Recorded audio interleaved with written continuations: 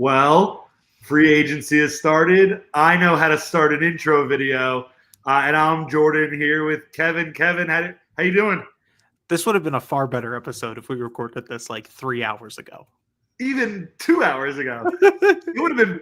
I think the best would have been if we would have started so positively, because you probably would have gotten me to say, as long as we don't sign Liam Eichenberg, this is going to be a good offseason. And then while we were on, we would have signed Liam Eichenberg. Yeah, what would have the reaction had been if we were all just sitting here talking about like Nick Westbrook-Akine or someone, and then one of us gets the notification from, I think it was Pelissero who broke the news, or was it Schefter who broke the news? Whoever broke the news, and we were all just like, "Wait, what? They did what?" It's funny because I was looking at the Discord at the time, and somebody said something like, "This place is about to explode," and then the next message was the tweet. And it did explode. I was in another Discord. This is the equivalent of like, where were you when X happened? Where were you when Liam Eichenberg got re-signed to what may very well be a really low guarantee contract? He might not even make it through camp. I was just like on my computer. I think it was like watching a YouTube video or something, and I got a Discord notification from another Discord going, running it back, and I go, "Oh, did they re-sign like Benito Jones or something?" I was like, "I like Benito Jones. I'm down for more Benito Jones. I would love more Benito Jones." Nope, they signed Liam Eichenberg. And my first response was, "I don't deserve this, man." No, that's it's a pitiful one. But overall, I mean, it's not as eventful of a Dolphins start to free agency as probably we're used to, but I think that's a good thing. Overall, in the non Liam Eichenberg, non just now, this exploding, I think they've done pretty well with the pieces they've added. Yeah, I mean, they're near the bottom in terms of free agent spending right now. I think over the cap has them at like 28th. And so they're not spending a lot of money. And part of that is because they're capped to some degree. I don't think the cap problem is as bad as people want to make it seem like it is. But like, I don't know if they want to commit themselves so much into the future with some of these deals if they don't have to, right? And like, I love the Melifonwu signing. I think Fatu Melifonwu, I told someone else this today, if he stayed healthy last year, I think he gets double that contract from someone. Yeah, because I'm really glad you said his name before I had to say his name. Yeah, I mean, I am Ifeatu Melifonwu's biggest fan. I've been his fan since he was like in the draft. It's funny. He's one of those guys, and I'm sure and I'm starting to get to that point, and I'm not that old, but he's one of those that I'm like, yeah, I remember his older brother. Yeah. His older brother, who was not quite as good, but like very much the same size blend of like 6'2", 6'3", corner safety, like very similar football player. Yeah. Ifeatu Melifonwu is the better player. His brother is Obi Melifonwu, for anyone who doesn't remember him. But like, I like a lot of their signings, right? Like the James Daniels signing is a risky one because he's coming off of the Achilles injury, and like you, to some degree, I think you pay for like the contract is sort of indicating of that. But like, I remember looking at the deals that first like 5-6 hours of free agency going, I wouldn't pay this guy that much money. I wouldn't pay this guy that much money. And like, I understand the Dolphins need to play guys, right? Like if you're going to build through free agency and you're going to fill holes through free agency, you got to be able to pay and be willing to pay. Don't pay $20 million for Aaron Banks. I don't think Aaron Banks is worth $20 million, and it's fine to like remove yourself from that battle and let another team sign. Like, and so like, it's definitely been the slow burn. And very similar, I think, somewhat to last year, where they didn't go out and they didn't sign a lot of the big name guys early. And they sort of let everyone else sign them and then reevaluate and sign the guys that they sort of thought would fit their system. And I remember they did the Jordan Brooks signing and everyone was like, okay, Jordan Brooks, cool. Jordan Brooks was the best player on defense for half the year last year. Him and Zach Sealer were the two best players on defense. If they hit on another Jordan Brooks type signing, it's a good free agency. And I think they have a chance to have hit on two of them, because you talked about Melifonwu, but the other safety they signed, Ashton Davis, could be another one of those guys. Definitely a little bit more of a risk with Ashton Davis because I don't think he's as talented as Melifonwu was, and his issue is that he was never a starter, right? Like I don't think he was ever a nailed down starter in New York. Well, you can't blame him. He was a Jet. Yeah, I mean, look, we've all made mistakes in our life, and he was forced to make a mistake in his life. It's not his fault. But like, he's talented, and at the money that they gave him, I think it was like $2.5 million somewhere, like very low, single digit millions. Take a risk on a guy like that. That's a talented football player if he puts it all together. Same with Melifonwu. Same with like Larry Borum, who I'm not a fan of Larry Borum if he's going to be your starting left tackle next year or even a backup left tackle. But like there's the size component to it that like for such a low amount of money, man, let's see if it works. Like I think that to some degree I'm not against the Dolphins with where they are right now, with the amount of talent that they have, and their biggest issue being the fact that they have not had a lot of depth. And so when guys got hurt, you noticed that guys got hurt. I'm perfectly okay with them signing a guy like Ashton Davis, because even if Ashton Davis is your third safety or fourth safety next year, he's going to be a lot better than whatever you had out there last year.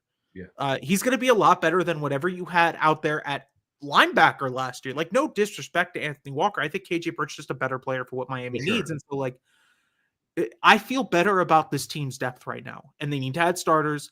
They've got a ton of draft picks to do it. They've still got money if they want to restructure some contracts or get rid of some guys. Like, there's still plenty of avenues to address things. And so, like, for anyone going, well, they haven't addressed X or they haven't addressed Y. I know everyone's like, well, they haven't addressed the tight end position or they haven't found a starting corner. The offseason doesn't end on March 13th. The offseason is just getting started. You have 6 months to figure those things out. And we're going to go position by position, but I want to start at safety because we talked about Melifonwu, we talked about Ashton Davis. Do you think, and I know, again, it's March 13th, but do you think that signing both those guys plus having Elijah Campbell plus having Patrick McMorris takes away the possibility? I mean, you hear everybody talk about Malachi Starks. I'm more of an Emanwari guy, but I know a lot of people want Malachi Starks at 13. Do you think that eliminates that possibility? Or do you think there's still an opportunity for them to add a fifth safety? Because I think that they're going to add a player at 13 that can start right away. Yeah, so first of all, right, like I look at that safety room. I think they have 3 guys who are probably guaranteed a roster spot next year. And it's Melifonwu, it's Ashton Davis, and it's one of McMorris or Campbell. Those are the guys who I would say right now, if I were to pick a 53-man roster, those 3 guys are nailed down. For sure. Campbell because he's a special teams ace. Melifonwu because you paid him money, right? Like you signed him with a decent guarantee to it. And Ashton Davis because I think he'll end up making the roster. And so, like, I don't think this removes the possibility of signing or drafting a guy. I think Emanwari, the South Carolina safety, fits a lot of what Anthony Weaver did with Kyle Hamilton in Baltimore. Right. And so I think that there's an intriguing fit there, right? But like, I think what they're doing, and this is something that I fully agree with, is they're going into the draft not feeling forced to pick a position. They have to pick a safety if the safeties don't fall the way they want to, right? If Emanwari or Starks go before Miami's pick and they love that guy, they now don't have to reach for a guy they don't love. And they can go to another position of need or another position of value. And so, like, I think what they're doing is just setting themselves up so where in the draft, they have, of my count, 1, 2, 3, 4, 5, 6, 7, 8, 9 picks. 8, 9 picks. I thought it was 11. Let me count this one more time. 1, 2, 3, 4, 5, 6, 7, 8, 9, 10. 10. Either I'm missing a pick. It's possible I'm missing a pick. I think Barry Jackson today tweeted 11. And if Barry Jackson tweets something, if Barry Jackson says they have 11 picks, they have 11 picks. No matter what the NFL says. 10, 11, like they've got picks, right? Like regardless of how many picks it is exactly. I think they're setting themselves up to be able to use all 11 picks on whatever they think is the most impactful player early on. Yeah. Oh, right. They did get the extra comp pick from Was it the Elliott contract? Yeah, we got a third, a fourth, and 2/7, so we have 11. Okay, so I'm bad at math. It's okay. Expect it. Not a math guy. I let everyone else do the math things. Yeah, so let's talk about that 13th pick.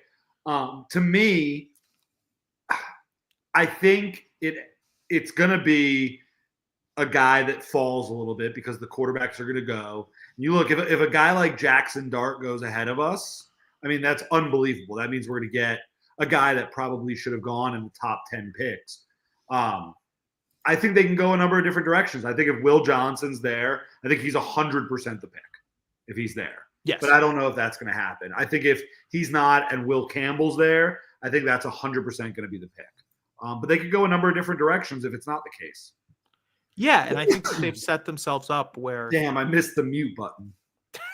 So close, yet so far. So close. I finished, I went to click it, and I missed the click. It would be really funny if you like hit the stop cam button or something down there, like just turn your camera off. But like, I think that like they're setting themselves up to be in a position where, and this is where they need to be, right? Like they still have holes across the board, whether they film in free agency or not, right? Like they still have to probably get 3 or 4 defensive tackles, a tight end, a starting corner. Like I don't want to be in a position going like, well, pick 13, they have to take a corner. They have to take a corner, even if they don't love a corner, right? Or pick 50 or whatever, I think 48 or whatever their second round pick is. Well, they got to take a defensive tackle because they've left themselves in this position where they have to just take a bunch of defensive tackles. You don't want to be in that situation. That's how you fail in a draft. Like every good draft that teams like we talk about, like that Saints draft where they had like 4 or 5 starters for 10 years. The Colts drafts where they've like had success. It's because they've been able to pick the talents they like and not the talents that they had to take.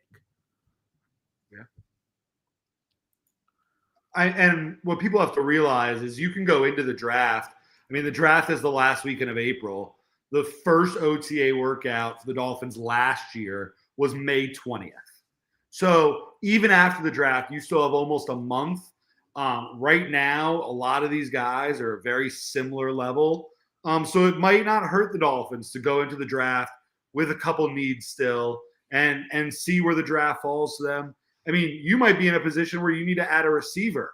You might be in a position where a running back falls to you in a spot. If, again, we talked about Tyler Warren or Colston Loveland, there are every single player that is kind of in the range for the Dolphins. And we haven't even talked about defensive tackle, which other than Sealer, they don't have on the roster right now. Hey, don't disrespect Matt Dickerson and Neil Farrell. Come on. Okay. They're football players or something. Yeah, they're football players or something. Did you send me the depth chart? Yes, I did. It's in your Twitter DMs. Okay. Let me look at it. I'm gonna pull that up here. Yeah, perfect. I'm gonna present that. I mean, there are a couple positions, obviously, as we look at this, and let me come back that are obvious that you don't even need to talk about. Quarterback, we can talk about Zach Wilson. I don't mind that. Go at a guy. Like, I mean, he's a good football player. Like, far better than whatever they had last year at backup quarterback. For sure. They're definitely going to add a third, whether that's Tyler Huntley coming back. Is he still there, or is he technically a free agent right now? He's a free agent. So they could add him back. They could add a veteran. They could draft someone, right? Like, there's possibilities to add the third quarterback. That's not something I'm going to worry about. You can find a third quarterback off the streets. I think that running back is a little bit of an underrated need. You need a fourth. You need another guy, even if it's just another camp body to compete with Madison, or it's a guy who you think can actually be an impactful player. I agree. You need probably a fourth guy there. And if you look at the Dolphins last year, I mean, they considered Jeff Wilson to be a guy that they could throw in there. So we've shown that we can carry 4 running backs. And the Alexander Madison, although he's a name and, I mean, he's a guy, I don't think he's 100% guaranteed a roster spot. I don't either. I have not seen the contract, so I could be wrong. They could have fully guaranteed the contract. I don't even know if the contract details have been announced. But, like, I would doubt that that's a fully guaranteed deal where the guy has to be on the roster next year. I think that they're going to give other guys an opportunity to play that role. Yeah. So that's a position that's up for grabs. God, you know what's crazy? I would love to have Chris Brooks on this football team. Oh, God. I don't think Chris Brooks is that good. I'm just going to be honest. But in one of those slots and then not having to deal with it. I would rather have Chris Brooks on this team than Alexander Madison. Sure. I mean, I'm not going to get mad about the running back 3 on a football team with Devon Achane and Jalen Wright. I think anyone who gets mad about the running back 3 is just trying to find something to be mad about. Well, I am trying to find something to be mad about. We got to fill up some airtime. Look at the left guard position. That's something you can get mad at. Wait, the backup right tackle. Why did you put him in that slot? Because I don't know where else I'm supposed to put him. No, that slot's blank. Oh, well, so where am I supposed to put Liam Eichenberg? Put Braden Daniels to others. Yeah, put him others. Okay, look, I was filling this out in like 5 minutes. I was in a fit of rage. That's why he's also bottom of roster, because I think he's probably just a reliable backup. But I got mad, heat of the moment. I almost made him a practice squad player. I was that mad at them signing him again. Oh, God. That's a tough picture. Him and Jackson Carman. I also, and I'll pull up. Let's see if it pulls up fully. Mr. S tweeting that Jackson Carman, bringing him back is a bigger problem than bringing Ike back. Jackson Carman is the 85th man on the roster who's going to compete for a preseason spot because only the top 51 count. Like, that's the only reason why he's here. I think that's the only reason why Matt Dickerson is here. You just said not to disrespect Matt Dickerson. Yeah, you can disrespect him. You could disrespect him. What about Neil Farrell? I kind of actually like Neil Farrell. I would not mind him as like your 5th defensive tackle.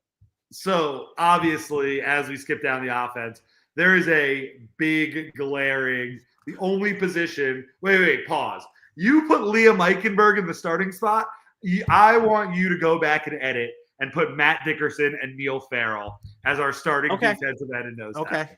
Okay. I want you to do that, and I want you to send it back to me because I want this to look even worse. I don't. Jeez.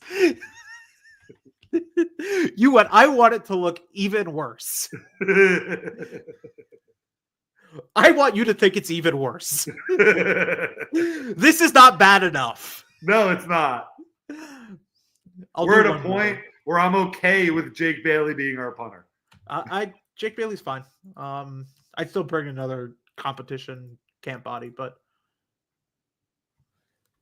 so looking at this, what is to you? Obviously, we joke about the defensive line position, but what's the biggest issue left guard? For me, it's corner, because what is the plan next to Jalen Ramsey and probably Kader Kohu? Is the plan to move Kader Kohu to the outside full time and let him play on the because I think he's a fine outside corner. Is the plan to keep him as the slot and bring it out? Like, time's running out to make that decision, I think. And I would like to see them bring in another veteran. I know they like Storm Duck. I don't think Storm Duck is a starting caliber cornerback yet. I think he has to earn that. And he should have to earn that in a competition with another player. Whether that is, a veteran, a draft, like he should have to earn that. Same with Cam Smith, whatever we think Cam Smith is now.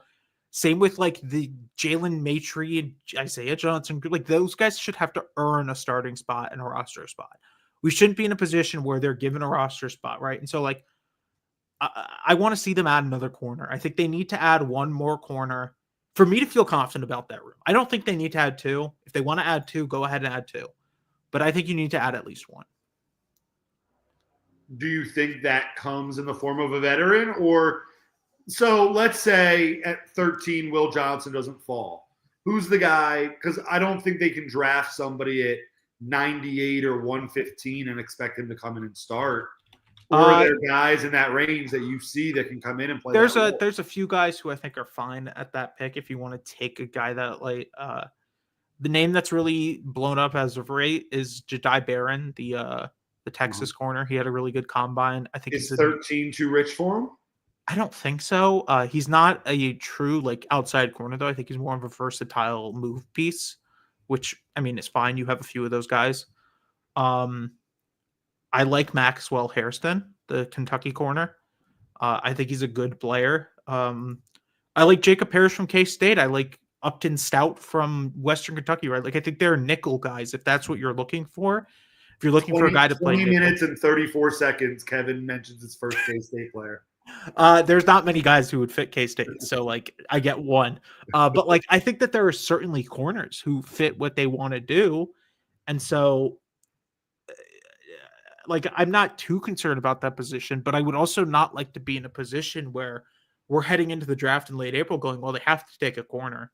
They force themselves to have to take a corner. Like I don't like being in that situation because I feel like that handcuffs you into taking someone who may not be the best fit. What about the tight end 2 spot? Do you think? I mean, I love Tyler Warren. I'm cool with Tyler Warren at 13. Do you think that that's too early for him? No. If he's there at 13, run the pickup and let's figure it out. Hell yes. He's Hell yes. incredible. He's absolutely incredible. He does everything well. Everyone going, well, I don't know if he's everyone trying to act like they don't know if he's a good blocker. Yeah, that guy's a good blocker. That guy's a really good blocker. That guy's a good football player. That guy's a damn good football player. You want to feel like you're in a better position next season. Imagine having him and Jonnu Smith as your 2 tight ends. Yeah. But man, I would feel a lot better about this offense if we had Tyler Warren. Unfortunately, I don't know if you'll have an opportunity to take Tyler Warren because... Well, Teron Armstead said that Julian Hill's going to have a good year. I think Julian Hill's a fine football player. I think the issue is that when Julian Hill is your only actual tight end, that's the problem, right? Like, it's never a good thing when your only tight end is Julian Hill, right? Like, I think there was someone who said, like, if Julian Hill is your tight end 3, you feel fine. If Julian Hill is your tight end 1, you feel awful. Like, and right now he might be your tight end 1 because I don't know if we consider Jonnu Smith an out-and-out tight end. Yeah. Let me send you the updated one, which includes Matt Dickerson and Neil Farrell as starters. Cool. This podcast is going to be renamed to. Don't disrespect Neil Farrell. Feeling worse about ourselves with Matt Dickerson and Neil Farrell. I made sure to put Liam Eichenberg as the backup left guard, so we all feel better about ourselves. Matt Dickerson and Neil Farrell got a promotion, and Liam Eichenberg went backwards. Yeah, well-deserved demotion. So, being that Patrick Paul is, I mean, look, he's not a rookie, but this is going to be his first year starting opening day, barring Armstead staying. To me, if we sign a veteran, it should be next to Patrick Paul. If we draft a rookie, I think I would almost rather James Daniels next to Patrick Paul. Yes. I think that if the world is that you're drafting someone, I want a veteran next to Patrick Paul, so I don't have to feel uneasy about that entire side. If Teron Armstead comes back, like I may be in the minority here. If he wants to come back, he can come back. Yeah. If he wants to come back sure. and he's willing to play an extra year with Miami, man, welcome. Yeah. Welcome. He Open wants to arms. play 8 games. Open arms. If he wants to give me 8 games and a couple playoff games, I'm absolutely okay with that. I am not going to complain about that. I mean, look, he's taking a roster spot over Keon Smith. Yeah, like Liam Eichenberg over Larry Boyle. If he wants to get a little bit of a pay cut, because I don't think he's going to get paid the same amount of money he was last year. If he wants to be a Miami Dolphin next year, please come back on a reasonable contract. I will welcome him with open arms, and we'll figure out what Patrick Paul does. We'll let him rest another year and get the playing time when Teron Armstead inevitably misses a game or 2 or 3. But like, if Patrick Paul has to start next year, I'm not uncomfortable about that. But I would like to be in a situation where I don't feel like he has to start because Teron Armstead is there, or hey, maybe Patrick Paul looks really good at right tackle early on in camp, and you move Austin Jackson inside, then you move get the 5 best offensive linemen out there on the field. To be clear to people that don't read legends of charts, the color that you see on Patrick Paul is an incomplete evaluation. Yes. The color that you see on Liam Eichenberg is bad. Yes. So he's not a good player. So maybe I need to change that color because it also confuses me sometimes. I'm like, wait, did I give Jalen Wright at bottom of the roster grade? I don't think that's fair. I was looking at it, and I'm not going to lie, I didn't read the legend. And now that I did, it makes a lot more sense. Yes. And so effectively, just for explanation, the guys who are incomplete evaluations are guys who were either not consistent starters last year, consistent role players, or in the case of a guy like Jalen Wright, is a guy who I don't think was given the best role for his ability. And so it feels unfair to give him a grade based off of a couple of games as like an actual starter and then an RB3, because I don't think that's what he is. And I think he was put in a bad situation, similar to Storm Duck, where like I'm not ready to call Storm Duck anything yet until I see Storm Duck in the actual defense from the beginning and not as the fifth corner the entire year, right? So like the incomplete evaluations are not because I don't think they're good. It's just I'm not ready to give them a grade yet until I see them play an extra year. For a guy like Chop Robinson, I think I've seen enough. I think I've seen enough to call him an above average starter in the NFL. For a guy like Malik Washington, I think he's a reliable backup in the NFL, right? Like I think he's a solid wide receiver 3, solid wide receiver 4. For a guy like Mo Kamara, he hasn't played enough for me to give him a grade. What grade am I supposed to give him? For sure. No, and that's a very smart way of doing it. But I want to go back to Jalen Wright for a second, because we know that Devon Achane is going to play a little bit of receiver, and he hasn't shown that he can carry a full workload for a long stretch of time. Do you think Jalen Wright is going to get the keys to do that next year? Do they anticipate, again, we went back and forth about Alexander Madison, or is there a possibility that the Dolphins add another quality running back or even use a premium pick on a running back? So here's my thing on that. What do you want Devon Achane to be next year? Do you want Devon Achane to be a move piece where he plays slot receiver, he plays running back? Do you want to be a running back? Because if you want to be a running back, you don't need another running back. I think he's most effective when he's a chess piece. If you want to be a chess piece, I would go and add another running back who I feel comfortable giving a couple carries a game to.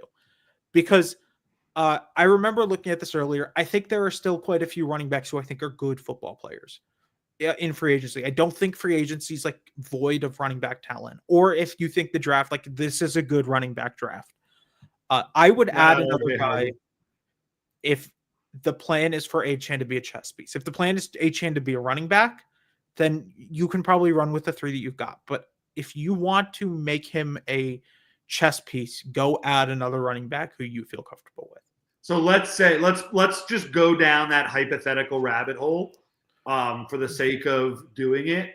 You consider Devon Achane to be an offensive weapon instead of running back. You expect him to kind of play a number of those different roles. Does then Ashton Genty become in play at 13? No, I think that's too early for. I agree. I don't whatsoever. But it's curious to see some people out there kind of put that puzzle piece together. I think that like to some degree you need a running back. Yes. If you love his talent, man, take him. If you think he is going to be the best running back in the NFL, take him. If you don't think that, let's go get a guy who is probably more of an impactful player next year. Yeah. Or a player who fits a position of value a little bit more. But like I think it's a good running back class in general, right? Like I look at guys on day 2, I look at guys on day 3 who I think can be starting running backs or good quality backups in the NFL. Like I'm not going to sit here and try and think you have to add a running back early if you don't love the running backs early. Yeah. Also looking at free agency, like Cam Akers is still available. I think Cam Akers is a fine RB4, RB3. Travis Homer, I know that he's been a sort of a popular name at times. Jeff Wilson is still available. Does he want to come back for the next turn of being the healthy scratch for 5 games and then having to play one game and we're all like, man, why didn't he play earlier? If he wants to do that again, be my guest. Jamal Williams, right? Like there are still quality running backs available. So I don't think there's a need to like blow this all up and take Ashton Genty early unless you absolutely love the talent. If you love the talent, man, let's go get him and let's go figure it out. But unless you love the talent and think he's as good as a top 3 or 4 running back, then we need to go address other positions. Yeah, and I don't think that, and you named Cam Akers, I don't think you need to go add one of those running backs yet. Like you said, this is a really, really good running back class, and I would rather wait early on day 3. I mean, you have so many day 3 picks that I'm positive that you're going to get some talent available at the beginning of that 4th round. You could find a day 3 running back. I'm not concerned about finding a RB3, RB2. Right? I mean, I'm not concerned about that. There are 1,000 of them. Yeah, and I mean, there are hundreds of and you can probably find one after camp starts too. If that's your biggest concern, guys, Cam Akers is going to be there. The next Cam Akers is going to be there. I'm not going to lose sleep over losing Cam Akers. You know what it's like, and it's funny to compare football to fantasy football, but it's like when you go look at the free agents in fantasy football, and they're just a bunch of dudes, and you look at those names, and you're like, all these guys are the same. Yeah, I just all the same. A list of 10 guys who you're like, okay, so this is just the same player on a different team. Gotcha. Man, I'm not going to lose sleep if they don't get Cam Akers. I'm not going to lose sleep if they don't get, let's see another guy in this list, Trey Sermon. I'm not going to lose sleep if they don't get Raheem Blackshear. But I do think that if they consider Achane to be not just a running back, but an offensive weapon, I don't think that Trey Sermon or Cam Akers are going to be enough to add. I think you need to add a guy at a higher tier than that to pair with Jalen Wright if you're going to move Achane around. Go get Miles Sanders then. If that's what it is, go get Miles Sanders then. I think Miles Sanders is fine. That's fine. I think that they think to some degree that's what Madison fills. I think to some degree that's what Cam Akers would fill. I think Cam Akers is a good running back. Also Devon Achane is still primarily going to be a running back, right? He's still going to get 10, 12 carries a game. And so if we think that in a perfect world, they have 27 carries to give to running backs, very rough estimate. It could be more, could be less. I'm not so let's say 14 of those carries go to Devon Achane every game. Jalen Wright gets 8 or 9. That leaves 5 carries to another guy. I feel comfortable with Alexander Madison giving me 5 carries. Do you feel comfortable for sure 1,000% with Jalen Wright getting 9 carries a game? Not yet, but clearly if the team trusts him, and they do trust him, they traded up to draft him. I feel comfortable with Miami turning him into a reliable running back. Say what you want about what the Dolphins have done across the board. They produce running backs. That's something they can do well. Yeah. Mike McDaniel made Raheem Mostert from a cut player in San Francisco to a starting Pro Bowl running back. I think you can make Jalen Wright into a reliable running back who gives you 9-10 carries a game. So let's go down to the receiver position. Obviously, we added Westbrook-Ikhine, who I think is a great addition, and we haven't talked about him yet to this point. James Daniels is the obvious name.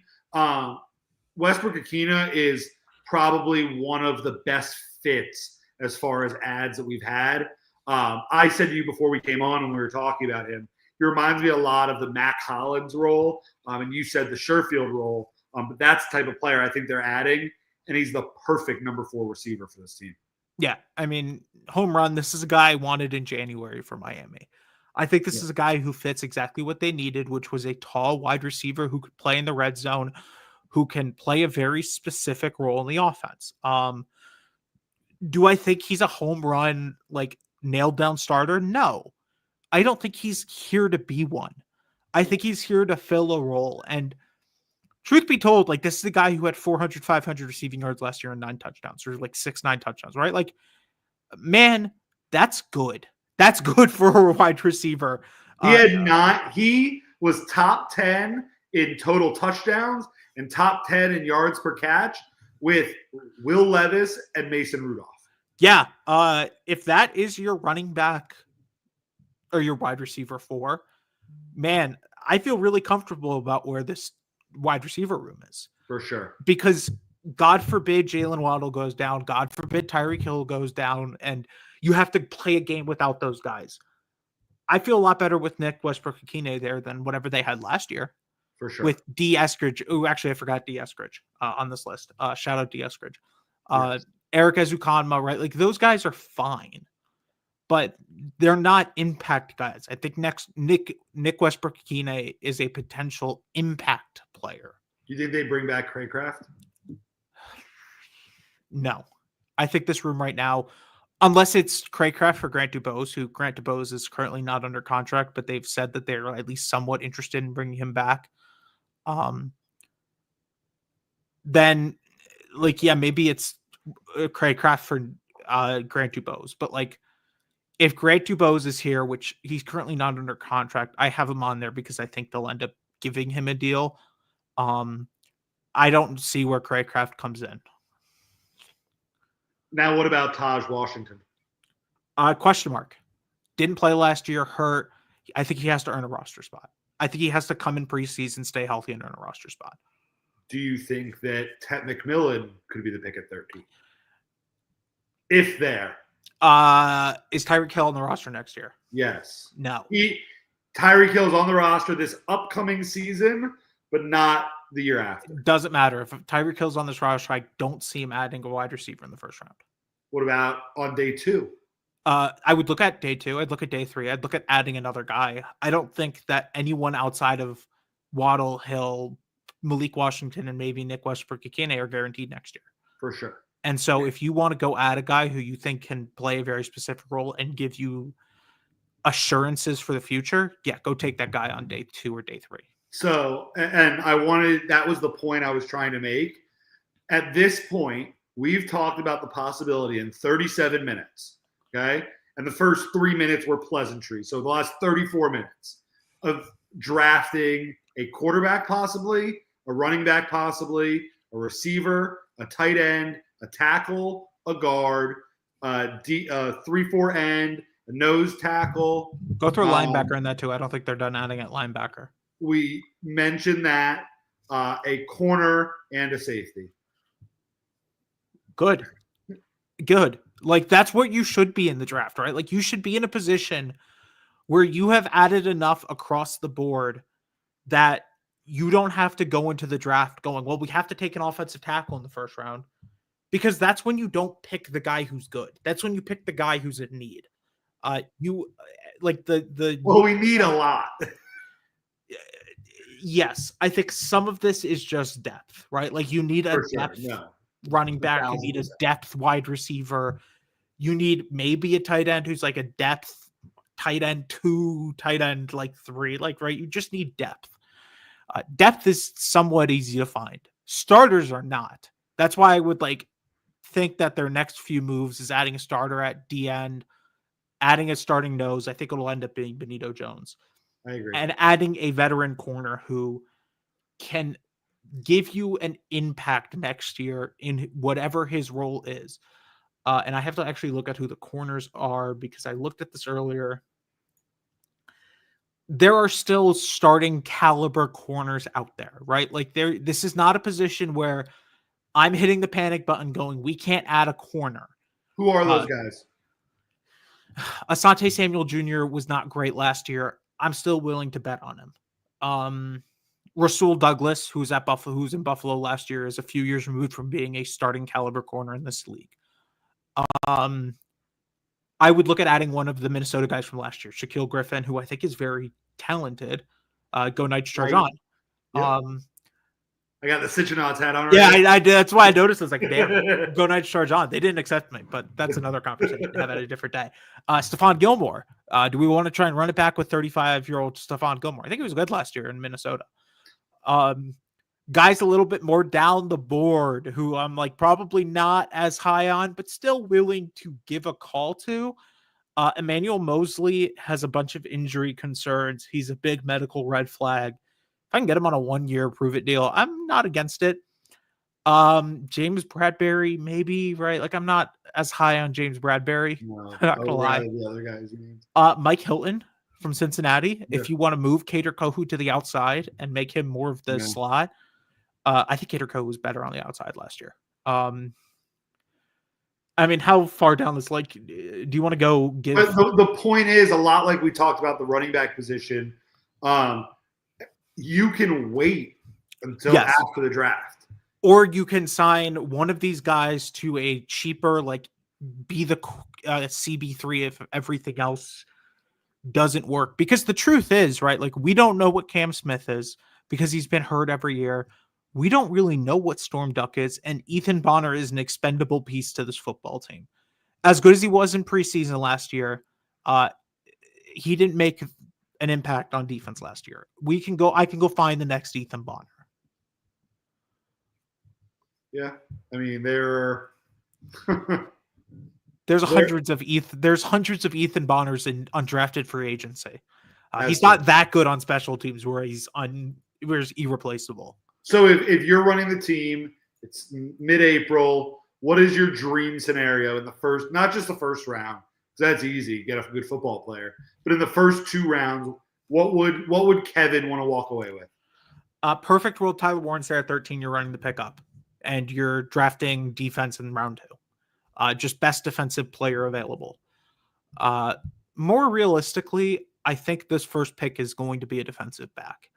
I think it's going to be one of the safeties, Malachi Starks, Nick Emanwari, or it's going to be one of the corners, whether that's Siobhan Revel, who has sort of fallen on down the board a little bit. I think he's incredibly talented.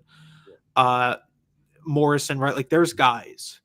So, like, I think that first pick is going to be in the secondary. Then in round 2, I think it's going to be in the trenches, whether that's another guard or another offensive lineman, or more likely this is a really good defensive tackle class, which I think may explain why they're a little bit more hesitant to add some of these guys. I still would have brought back Deshaun Hand. Let's be clear. I would have brought back Deshaun Hand and have him play a role next year. But, like, I think this may be why they're a little bit more hesitant. This is one of the best defensive tackle classes we've seen in a while. I think you can find a starter on day 3 there. So, like, I think the second round pick will be a trench pick. If you leave the first 3 rounds with a defensive back, a guy on one of the trenches, and I'm just going to say a football player you like, because I think that 3rd round pick is the ultimate wild card here. If you leave the first 2 days with those 3 things, I think you've had a good draft. And then you have the 4th and the couple 5ths to add more impact in terms of roles. And then whatever the 7th rounders are, man, if you hit on one of those 7th rounders, well done. Do you think that this is a spot at 13 that either we talked about the secondary guys. I think you're probably 3 or 4 spots that you could probably move down before those guys start going. Do you think that they're going to see this as an opportunity to move down, or even an opportunity where they might move up and get a guy that they love a little higher? I've looked at the moving up opportunity with the picks that they have, and I know that Chris Greer and Mike McDaniel like to get aggressive for guys they like. I think in this year's draft, you don't have to do that as much, and there won't be a position to do that as much. Mainly because I think that you're going to be put in a position where, we're talking about just not having the amount of assets to want to do that, or not having a position that you like. Because truth be told, right, like, you're going to have 2 quarterbacks go in the first 5 or so picks. You're going to have a couple corners who are not going to fall to Hugo. Looking at Travis Hunter's not going to be there at 13. Abdul Carter is not going to be there at 13. But let me ask you this. Let's say the top 4 is the 2 quarterbacks, Carter and Hunter. In whatever order you want to put them, those are the top 4 guys that go. Let's say at 5, the Jaguars take either an offensive lineman or one of the corners, something of that nature.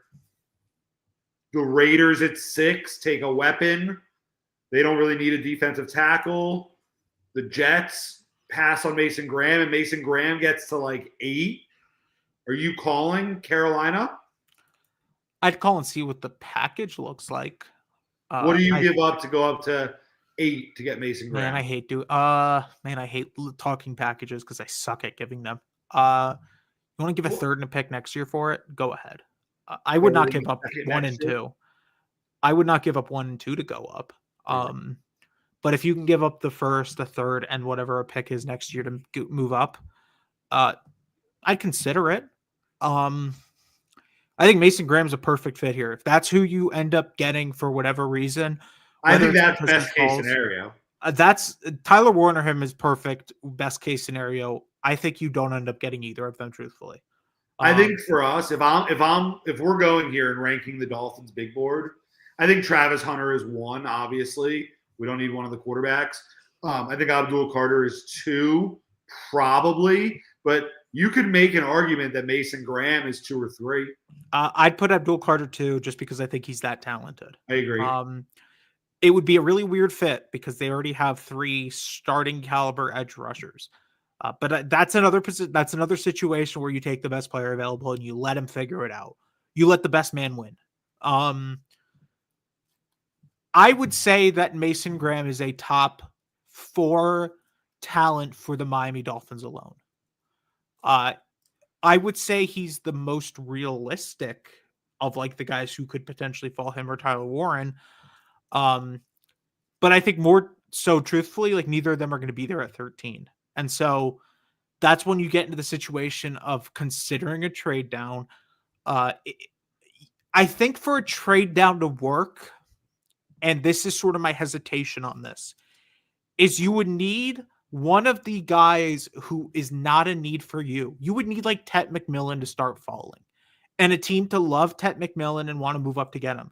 You would need a quarterback to start falling and a team get desperate and want to move up for a quarterback, right? Like, I don't see a situation where unless a team just like loves Ashton Genty and wants to trade up for Ashton Genty and he's there at 13.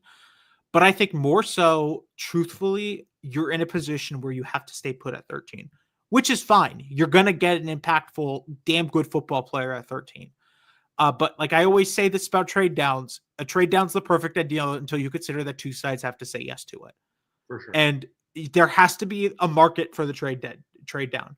You can't just trade down with a team that doesn't want to trade down. And so like, unless one of the guys who is not a need for you starts to fall, I think it's more likely that Miami would just use their pick on whatever fall, unless they get a Godfather offer. If you get a 2nd round pick to move down a couple spots, yeah, man, let's take the 2nd round pick and let's draft more. What's the lowest you'd go? 20, 22? I'd go down to like 22. Yeah. I think the more you go down, the less you get a talented football player or a guy who's as good as like what you'd get at 13. Because I think like the first 15 picks, you're going to get probably an impactful, damn good football player.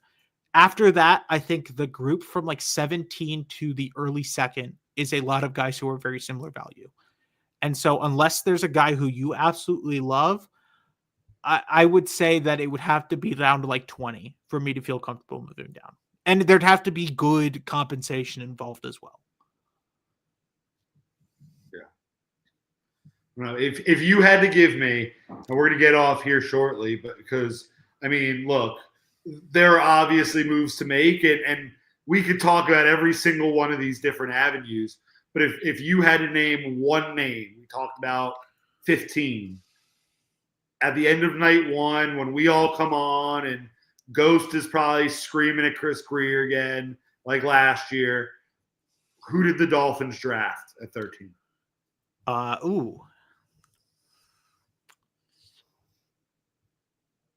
Malachi Starks, I think, is going to be the pick at 13. I think it's telling when Chris Greer, Mike McDaniel, and a defensive coach are all in Georgia's pro day. I think that tells you about what they think of the guy. And I have not tracked this, and this could just be a thing where they just attend the best pro day in general. I think it's telling when the GM, head coach, and a defensive staff member are all at the same pro day. Well, also Georgia is a very big pro day. Georgia's a big pro day, don't get me wrong. But if you did not love a guy there who you thought could be your 1st round pick, are you sending all 3 of those people there in the middle of the beginning of free agency? Probably not. Maybe you send McDaniel and a defensive coach because they've got a few defensive guys. Maybe you send McDaniel and a scout, but you're not sending all 3 of those all 3 of those personnel people if you did not think that one of those guys is a potential 1st round pick for you. I agree. And I don't think it was Mike Williams. I don't either. Mike Williams is a very talented football player. I don't think he's a Dolphin. Same with like Jalen Walker. I think he's the other Georgia guy in the first round. Not a Dolphin. Very good football player. Probably not a Dolphin. I think Tate Rutledge could be a Dolphin. I could see him being a day 3 guy. I mean, you've got a couple fourths. I could see him being there. Maybe late 3rd, right? That 98th pick, the comp pick for Robert Hunt. Like, I could see that being a possibility. But I don't think he's a Dolphin before the 3rd round. Well, I think we've expended all the options, crossed all the T's. Kevin, before we get off here, who wins the NCAA tournament and why? Ooh, good pick. Good question.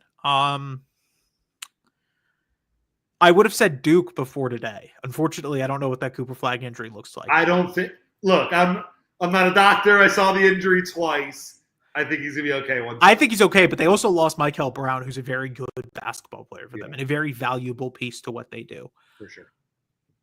Give me Houston. I think Houston's a juggernaut defensively. They've been together for a few years now. I think this is the year they figure it out. I'm still gonna go Duke. Duke's going to be my Final Four. And it's funny because, and I hate saying it, because I never, ever pick the top overall team. I always love giving you a 3 seed, giving you a 4 seed.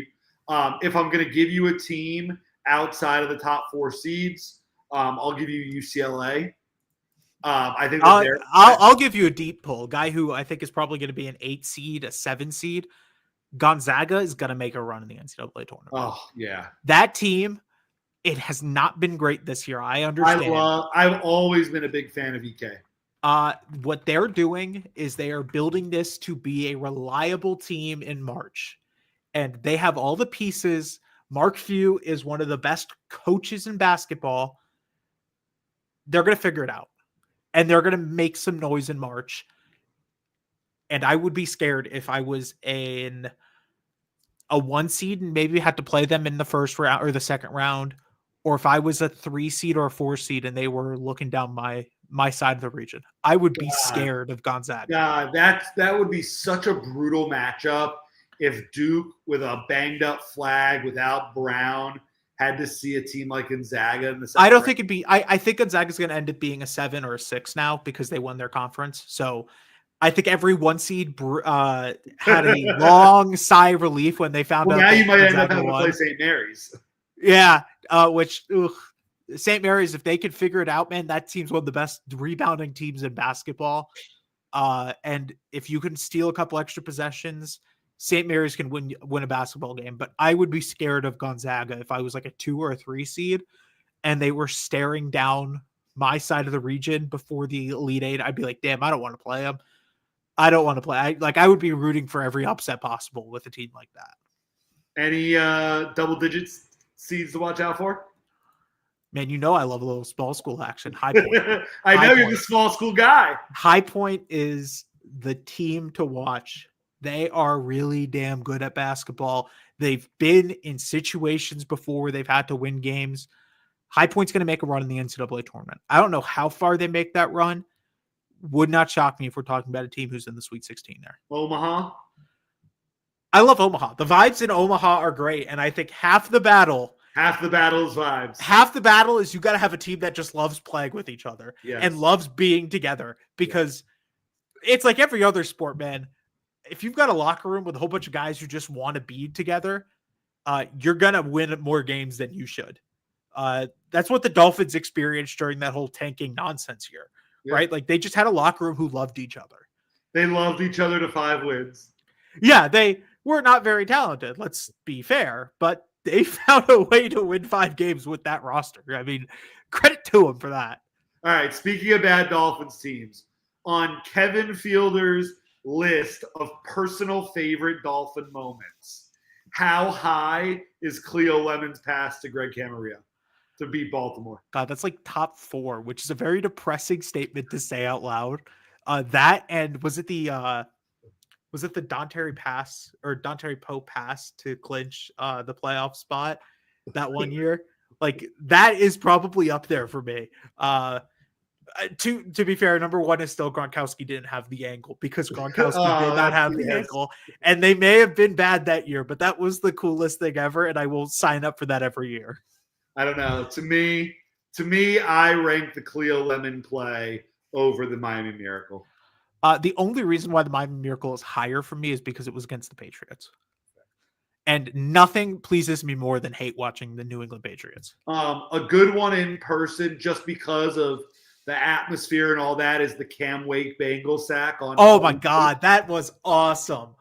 I was like, that was Halloween, wasn't it? Yes, it was. I was like Halloween 12. night. I was like 12, 11. We just came back from like trick or treating, and I was like, oh my God, they won, and it was so awesome. Oh yeah, man. Well, look. Kev, you know we love having you on. I feel like you are one of the few when me or Brett miss. It's you fill up the other spot. I am the closer of this podcast. I only come in. You're in the banner picture. I only come in out of the bullpen every couple of weeks for 45 minutes to an hour, and then I'm back in the bullpen warming up the arm for the next session. All right, bullpen pitcher. Here's your closer. Okay, you picked an NCAA champion. I don't know if between now and the time you come on again, opening day is going to happen. What is the World Series matchup, and who wins the World Series? Oh God! I'll give you mine while you think. Yes, give me yours first. I will go Red Sox versus Mets, with the Red Sox winning the World Series. That's a good. I think that in baseball, I think everybody is. I think the obvious choice always finds a way to lose. For the most part. And I think that the Dodgers, although they are way, way, way too talented, baseball is a type of sport that A, you got to get hot at the right time, and B, you got to love each other. And I think this year, after a little bit like the Panthers losing and then coming back the following year, I think if they can figure it out, the Mets, if they can figure out their pitching, I think they can beat the Dodgers in the right series. And I love the Red Sox this year. I think they have the mix of young talent, old talent, starting pitching, bullpen pitching. I've been down on the Red Sox the last couple of years, but this year I'm very, very high on the Red Sox and think they're going to win the World Series. I like the Mets pick because I think that there's going to be too much pressure on the Dodgers, and they're gonna struggle to handle that pressure at some point. And the Mets have that same pressure. Don't get me wrong. When you spend that much money on a guy, you have pressure around you. Give me Mets and the Detroit Tigers. Whoa. Very odd. I think the AL is wide open this year. I don't think that it's going to be the Yankees. I like the Red Sox pick. I like the Baltimore Orioles are a good baseball team, but I think their pitching is a concern. Their starting pitching is a little bit of a concern. I like what the Tigers are building, and I think that they're going to go on a run late in the season, and they're going to carry that far. Is it going to be the ALCS or the World Series? I don't know yet, but let's have some fun with this and give me the Detroit Tigers against the Mets, and the Mets win in 5. Mets in 5. Yeah, I've called my shot. The Mets are going to lose in the wild card, and the Tigers will miss the playoffs, and it's going to be the funniest prediction of all time. But well, we got the Red Sox, we got the Mets. We got Duke, we got Houston, we got Dolphins draft picks. Kevin, anything you want the people to know before we get out of here? I want to produce another Cameron Wake. I want to put Cameron Wake in a lab and find another way to produce another one. Chop Robinson needs to take advice from Cameron Wake. I don't know how that works, but they need to figure it out. Osmosis and like just put them together. I want another Cam Wake on this football team. I love Cam Wake. Hey, two more Cam Wakes. For Kevin, I'm Jordan. Our producer Zach is below for Mr. S. Grateful for all he does on social media. And for Brett coming back from Pittsburgh, healthy next week. I am Jordan. Thank you all for joining the list for an hour with us tonight. And I hope you all have a great weekend.